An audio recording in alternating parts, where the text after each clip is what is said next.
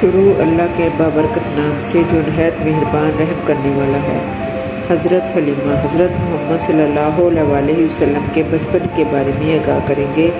آپ صلی اللہ علیہ وسلم نے اپنا بچپن ماں سے دور کیوں گزارا اور حضرت حلیمہ کس چیز سے ڈر کر آپ کو واپس آپ کی والدہ کے پاس لے آئی؟ آپ کی والدہ کا انتقال کب ہوا اور آپ کے والدہ کے انتقال کے وقت آپ وہاں موجود تھے یا نہیں؟ اس کے علاوہ کیا آپ صلی اللہ علیہ وسلم کا بچپن بھی سب بچوں جیسا گزرا یا ان میں بچپن ہی سے نبوت کی نشانیاں موجود تھیں؟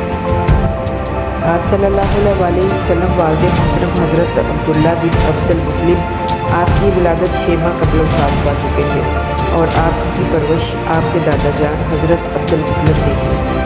اس طرح آپ صلی اللہ علیہ وسلم نے کچھ مدت ایک مداوی قبیلے کے ساتھ بسر کیا جیسا عرب کا رواج تھا۔ اس کا مقصد بچوں کو کسی عربی زبان سکھانا، کھلی آب و ہوا میں صحت مند طریقے سے پرورش کرنا تھا۔ پیدائش کے بعد 4 روز تک والدہ نے بیٹے کو دودھ پلایا اور پھر 6 دن ابو لہب کی لونڈی صوبیہ نے دودھ پلایا۔ طوائف اور دیگر صحت افزا ماں سے دودھ پلانے والی مائیں بچے لینے آتی تھیں۔ یتیم دیکھ کر کئی عورتوں نے محمد صلی اللہ علیہ وسلم کو گود نہ لیا۔ حلیمہ سعدیہ جسمانی اعتبار سے کمزور تھی اور انہیں کوئی بچہ بھی نہیں ملا تھا، لہٰذا گھر بغیر بچے کے جانے کے انہوں نے یتیم محمد صلی اللہ علیہ وسلم کو گود لینا پسند کیا۔ قافلے ساتھ روانہ ہو گئے۔ حلیمہ نے سوچا میں بچے کو غسل کرا دوں۔ مشکیزے میں پانی بھرنے لگی تو گویا ستاروں سے بھر گیا۔ بڑی حیران ہوئی۔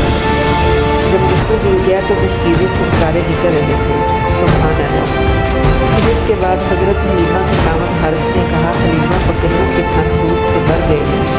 حلیمہ نے کہا میں بھی ایسا ہی محسوس کر رہی ہوں، بچے سیر ہو کر دودھ پئیں گے۔ چنانچہ ایسا ہی ہوا۔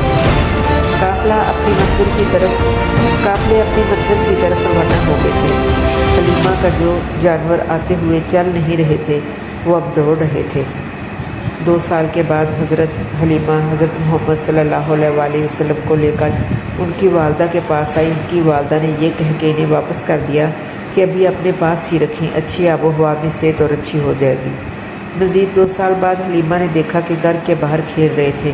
ایک فرشتہ اب صلی اللہ علیہ وسلم کا سینہ مبارک چاک کر کے قلب اقرا نکالا، اس کو آب زمزم سے دھویا اور پھر واپس سینے پہ چھوڑ دیا۔ اس واقعے سے خوف زدہ ہو گئی اور محمد صلی اللہ علیہ وسلم کی والدہ کے پاس لے آئی اور سارا قصہ بھی سنا دیا۔ اللہ ہم سب کا حامی و ناصر ہو۔ اللہ پاک ہمیں نیک اعمال کرنے کی توفیق دے اور نبی کے بتائے ہوئے راستوں پہ چلنے کی توفیق دے۔ آمین۔